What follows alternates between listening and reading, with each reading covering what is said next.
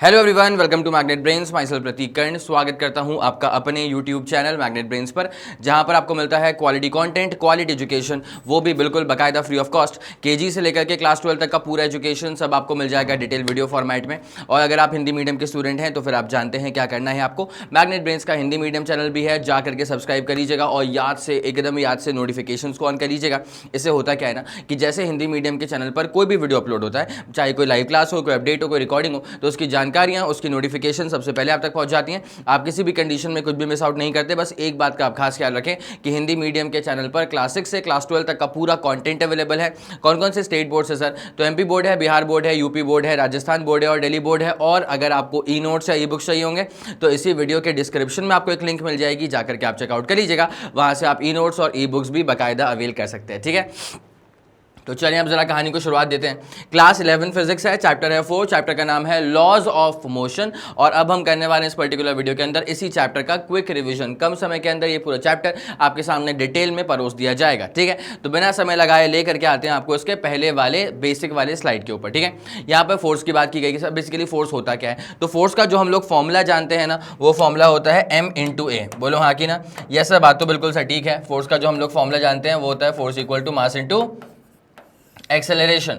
अगर आपने कभी भी किसी भी बॉडी पे कोई फोर्स अप्लाई करा तो बॉडी में एक्सेलरेशन हो जाएगा। ठीक है, अब मैं चाहता हूं कि आप लोगों को ना एक मोमेंटम नाम की चीज है वो पता होनी चाहिए। मोमेंटम होता है मास इंटू वेलोसिटी। मोमेंटम क्या होता है सर? मोमेंटम होता है मास इंटू वेलोसिटी।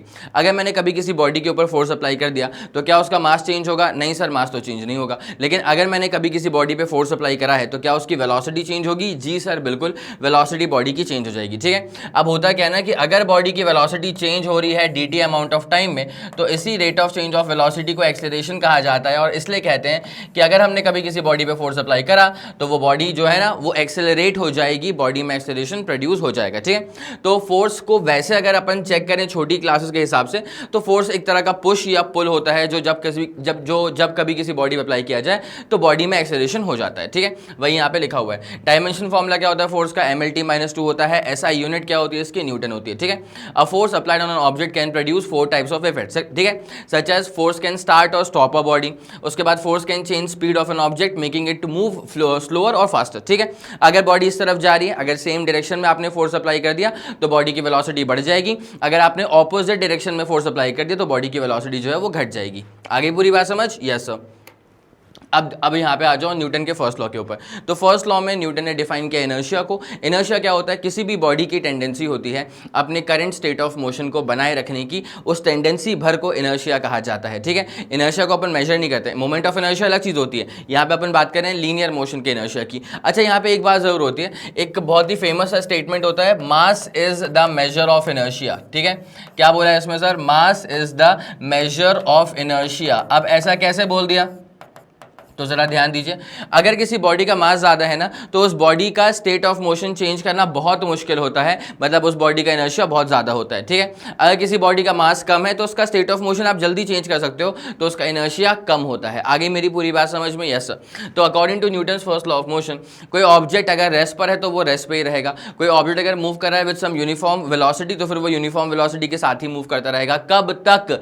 जब तक उस पर कोई एक्सटर्नल अनबैलेंस फोर्स ना अप्लाई कर दिया जाए। ठीक है, okay sir. The first law defines inertia and so it is rightly inspired by the law of inertia. Okay sir, done. ये अपने पास में था न्यूटन का फर्स्ट लॉ। अब आते हैं मोमेंटम पे। Momentum is a vector quantity. Momentum को डिफाइन कैसे करते हैं सर? मास और वेलोसिटी का होता है प्रोडक्ट। इसकी यूनिट क्या हो जाएगी इसके हिसाब से? Kilogram metre per second. और डायमेंशनल फॉर्मूला क्या हो जाएगा? mlt-1। ठीक है, और momentum is a vector quantity. इसका डायरेक्शन कहाँ होता है सर? जिस तरफ बॉडी की वेलोसिटी का डायरेक्शन होगा उसी तरफ होता है बॉडी के मोमेंटम का भी डायरेक्शन। ये वाली बात समझ में आ रही है? Okay sir, done. अब मैंने क्या चीज सिखाई थी?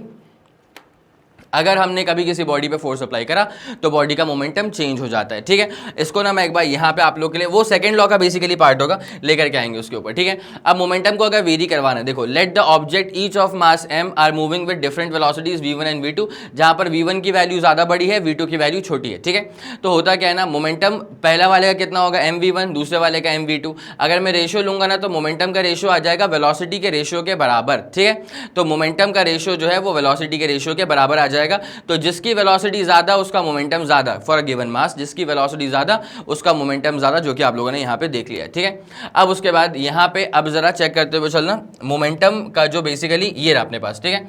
अगर मास और मोमेंटम में अगर मैं ग्राफ खींचता हूँ ना, गिवन दैट वेलोसिटी कांस्टेंट है, तो भाई अगर वेलोसिटी कांस्टेंट है तो momentum is going to be proportional to mass. और अगर दो चीज़ें एक दूसरे के बाकायदा प्रोपोर्शनल हैं तो उनके बीच में graph is nothing but just a straight line. तो वही ये वाला ग्राफ स्ट्रेट लाइन तब बनेगा जब velocity is basically a constant quantity, ठीक है। Okay sir, done done done. अब उसके बाद भाई यहाँ पे आ जाओ न्यूटन के सेकेंड लॉ ऑफ मोशन पे। मोशन अगर अपन मोमेंटम चेक करें तो मास इंटू वेलोसिटी होता है। अगर मैंने किसी बॉडी पर फोर्स अप्लाई कर दिया तो उसकी वेलोसिटी चेंज हो जाएगी, जिसकी वजह से मोमेंटम चेंज हो जाएगा। जितना ज़्यादा फोर्स अप्लाई करूंगा उतना ज़्यादा मोमेंटम में चेंज आएगा, जितना ज्यादा फोर्स अप्लाई करूंगा उतने कम समय में मोमेंटम चेंज हो जाएगा। तो force is inversely proportional to time itself, ठीक है। अगर मैं यहां पे ऐसा बोलता हूं कि भाई मैं तो लिमिट लगा देता हूं डेल्टा टी टेंडिंग टुवर्ड्स 0, तो यहां पे जो delta P upon delta T है ना वो कन्वर्ट हो जाएगा डीपी और डीटी में। तो therefore force is equals to rate of change of क्या बच जाएगा सर, लीनियर मोमेंटम बच जाएगा। तो रेट ऑफ चेंज ऑफ या लीनियर मोमेंटम का फॉर्मूला क्या होता है, मास इनटू वेलोसिटी होता है। तो मास को अपन बाहर रख लेंगे तो यहाँ पे क्या हो जाएगा सर, वेलोसिटी का डिफरेंशिएशन। और अपन जानते हैं कि वेलोसिटी का डिफरेंशिएशन क्या होता है sir, it is nothing but just acceleration, ठीक है। तो यहीं से फॉर्मूला निकलता है F is equals to mass into acceleration. जल्दी से आप इसका स्क्रीनशॉट लेंगे, कोई दिक्कत वाली बात तो नहीं है सर, पूरा फंडा क्लियर है, ठीक है। चलो बेटा अब आ जाओ इसके थर्ड लॉ के ऊपर। तो अच्छा यूनिट क्या होगी फोर्स की सर, न्यूटन होती है। ऐसा ही यूनिट अगर चेक करेंगे तो न्यूटन होती है। सीजीएस अगर चेक करेंगे तो डाइन होती है, ठीक है। डायन मत बोलना उसको, समझ में आई बात, डायन नहीं है डाइन है। तो 1 न्यूटन जो है ना सर वो 10 की पावर 5 डाइन के बराबर हो जाएगा, ठीक है। ग्रेविटेशनल यूनिट की अगर आप बात करेंगे तो एक होती है किलोग्राम फोर्स, ठीक है। तो 1 किलोग्राम फोर्स दरअसल वो फोर्स होता है जो जब किसी 1 kg की बॉडी पे अप्लाई किया जाए तो उसमें 9.8 मीटर पर सेकेंड स्क्वायर का एक्सेलरेशन आ जाए। सॉल्व आउट करेंगे तो 9.8 kilogram metre per second square. और मैं आपको बता दूं kilogram metre per second square is nothing but newton. तो 1 kilogram force is equals to क्या हो जाएगा सर, 9.8 न्यूटन के बराबर हो जाएगा, ठीक है। और इसी तरह से अगर आप 1 ग्राम फोर्स निकालते हैं ना तो वो 980 ग्राम सेंटीमीटर पर सेकेंड स्क्वायर के बराबर हो जाएगा। इस बात का भी आप अच्छे से खास ख्याल रखेंगे तो आपका काम एकदम डन डन डन चलता रहेगा, ठीक है। ओके सर, डन हो चुकी है वाली बातें। डायमेंशनल फॉर्मूला हम लोग देख चुके थे पहले से ही। अब उसके बाद यहाँ पे अपन आते हैं, अच्छा थर्ड लॉ एक बार अपन देख लें। तो न्यूटन का थर्ड लॉ अपने पास में क्या होता है, तो न्यूटन का थर्ड लॉ जो है ना वो आपको ये बताता है कि अगर कभी ए वाली बॉडी पर बी वाली बॉडी ने फोर्स अप्लाई करा, force on A due to B is equal and opposite to the force on B due to A. मतलब जितना फोर्स ए वाली बॉडी पर बी वाली बॉडी लगाएगी उतना ही फोर्स बी वाली बॉडी पर ए वाली बॉडी भी लगा देगी, but in the opposite direction, ठीक है। तो यहां से अपन फॉलो करते हैं कि भैया ये अपने पास Newton's third law of motion है। ये पहली वाली बॉडी, इसका मास था ma, ये ऐसे मूव कर रही है with some initial velocity ua। ये दूसरी वाली बॉडी, इसका मास था mb, ये इस तरफ मूव कर रही है with some initial velocity ub। अगर मैं ऐसा मान लूं कि इनिशियल वेलोसिटी ए वाली की ज्यादा है और बी वाली की कम है, मतलब ये हल्के हल्के चल रही है, ये तेज तेज में चल रही है, तो ये इसको ठोक देगी, बोलो हाँ कि ना। जैसे ए वाली बॉडी ने बी वाली बॉडी को ठोका तो ये सिनेरियो बनेगा, ए वाली बॉडी ने बी वाली बॉडी को आगे धक्का मारा तो ये फोर्स लगा किस पे, बी पे। किसने लगाया, ए ने लगाया। तो अब ये बी वाली बॉडी भी इन टर्न ए वाली बॉडी को धक्का मारेगी, फोर्स लगा किस पे, ए पर। किसने लगाया, बी ने लगाया, ठीक है। टकराने के बाद क्या होता है सर, इसका जो मास था वो ma था, अब टकराने के बाद में इसकी वेलोसिटी चेंज हो गई है, फाइनल वेलोसिटी a, ठीक है। टकराने के बाद देखो इसका मास कितना है, mb था, और टकराने के बाद इसकी वेलोसिटी चेंज हो गई है, vb हो गया। अब होता क्या यहाँ पे मसला सर, सिंपल सा फंडा होता है, टोटल मोमेंटम। देखो यहाँ पे अपन फॉलो करते हैं एक चीज यहाँ पे आती है, लॉ ऑफ कंजर्वेशन। किसका लॉ ऑफ कंजर्वेशन है सर, ये है law of conservation of linear momentum, ठीक है। क्या बोला मैंने, लॉ ऑफ कंजर्वेशन ऑफ क्या है सर, लीनियर मोमेंटम। इसमें यह कहा जाता है कि जितना लीनियर मोमेंटम इनिशियल होता है सिस्टम का, उतना ही लीनियर मोमेंटम सिस्टम के पास फाइनली भी होता है, ठीक है। इनिशियली कितना लीनियर मोमेंटम होगा सर, पहली वाली बॉडी का मोमेंटम दूसरी वाली बॉडी का momentum is equals to final momentum. तो फाइनल मोमेंटम पहली वाली बॉडी का, फाइनल मोमेंटम दूसरी वाली बॉडी का, ठीक है। इसको अपन कहते हैं प्रिंसिपल ऑफ कंजर्वेशन, इसको अपन कहते हैं principle of conservation of linear momentum. मेरे ख्याल से ये वाला फंडा भी आप लोग को बेहतरीन तरह से दिलो दिमाग में चमक गया होगा, समझ में आ रहा होगा, बोलो हाँ कि ना। यस सर, ये वाला फंडा पूरा क्लियर है, इसमें कोई दो राय बिल्कुल भी नहीं है, ठीक है। ओके, आगे बढ़ते हैं। इम्पल्स बेसिकली क्या होता है? इम्पल्सिव फोर्स क्या होता है? इम्पल्सिव फोर्स एक ऐसा फोर्स होता है जो कि काफ़ी अच्छे मैग्नीट्यूड का फोर्स होता है लेकिन बहुत ही कम समय के लिए काम करता है, ठीक है। जैसे मान लीजिए अगर बैट के रिस्पेक्ट में चेक करें, बैट पे जैसे बॉल आके टकराई, ये फोर्स ले लेते हैं, यहाँ पे टाइम ले लेते हैं, ठीक है। बैट पे जैसे बॉल आगे के टकराएगी ना, तो वहां पर फोर्स जो है वो अचानक से बढ़ जाएगा, फिर कम भी हो जाएगा, ठीक है। इवेंचुअली जीरो कब होगा वो तो एकदम डिफाइंड नहीं है, लेकिन जो फोर्स है वो बहुत ही कम समय अंतराल के लिए काम कर रहा होता है। तो the force acting for a very small time interval, the force acting for a very small time interval itself is called as impulse, ठीक है। ये जो फोर्स काम करता है ना बहुत ही कम समय के लिए, इसको इम्पल्स कहा जाता है। और यही होता है अपने पास में चेंज इन मोमेंटम के बराबर। इम्पल्स अपने पास में क्या होता है sir? Just change in momentum, not the rate of change of momentum, ठीक है। ये वाली बात समझ में अगर आ गई है तो जल्दी से आप इसका स्क्रीनशॉट लेंगे।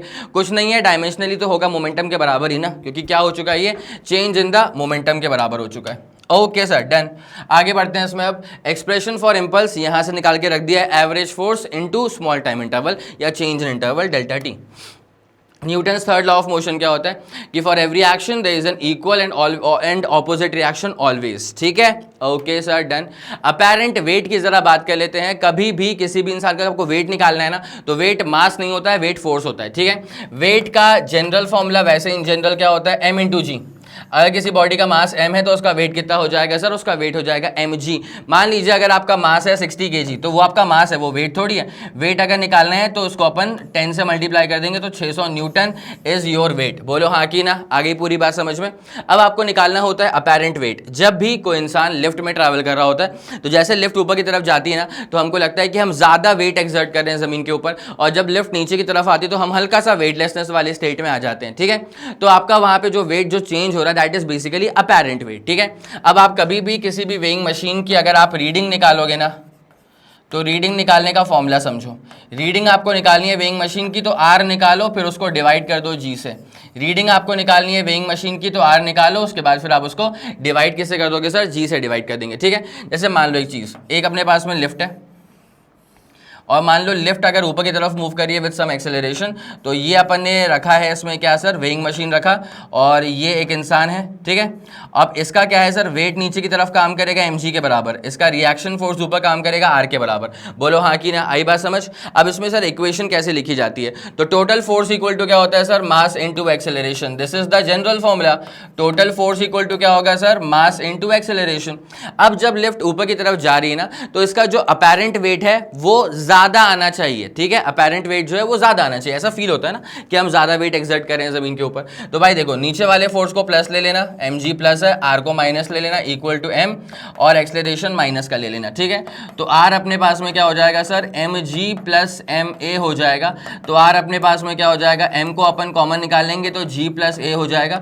तो देयरफॉर अगर आपसे कोई रीडिंग पूछता है कि what is the reading of the weighing machine, तो आप r अपॉन g करेंगे तो m times g plus a upon नीचे अपन करेंगे जी। यहाँ पे क्लियर दिख रहा है कि इस बार जो अपेरेंट वेट आ रहा है ना वो mg नहीं है, वो उससे ज्यादा आ रहा है, ठीक है। आई बात समझ में कि नहीं आई? आई बात समझ में कि नहीं आई? यस सर, ये वाला फंडा बिल्कुल क्लियर है। रीडिंग में ना अपन mg अपॉन मतलब वेट r अपॉन g करते हैं, क्यों? Because force upon acceleration due to gravity करेंगे तभी तो मास आएगा। रीडिंग में हमेशा मास आता है, वेट नहीं आता, फोर्स नहीं आता, ठीक है। Okay sir, done. तो वही वाला फंडा यहाँ पर भी बना करके रखा हुआ था आप लोग के सामने। बॉडी में एक्सेलरेशन ऊपर की तरफ हो रहा था, बोलो हाँ कि ना। आ गई ये वाली पूरी बात समझ में? यस सर, पूरा फंडा क्लियर हो चुका है, ठीक है। चलो अगले वाले पे आ जाएंगे। तो अगले वाले में भी सेम चीज थी, अगर लिफ्ट नीचे की तरफ जा रही है तो अपेरेंट वेट जो है वो कम हो जाता है, ठीक है।